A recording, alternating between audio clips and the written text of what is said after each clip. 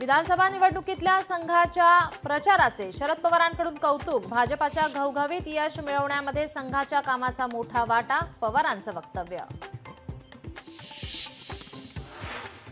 सरपंच संतोष देशमुखांच्या हत्येला 1 महिना पूर्ण, कुटुंबियांना न्यायाची अपेक्षा। मंत्री धनंजय मुंडेवर राजीनाम्यासाठी सर्व पक्षीयांचा वाढता दबाव।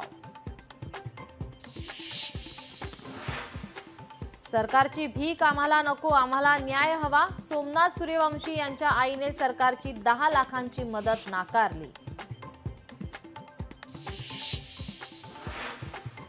सोमनाथ सूर्यवंशी यांच्या आईने घेतलेल्या भूमिकेचं आव्हाडांकडून कौतुक। अशा आईच्या पोटी जन्माला यायला भाग्य लागतं, असं म्हणत केला मानाचा मुजरा।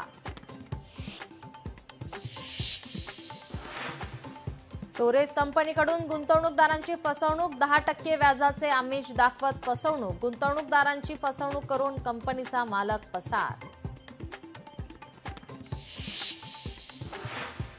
महाविकास आघाडीच्या उमेदवारांच्या हायकोर्टात एकूण 47 याचिका। विधानसभा निवडणुकीतील ईव्हीएम आणि मतदार यादी घोटाळ्याचा आरोप।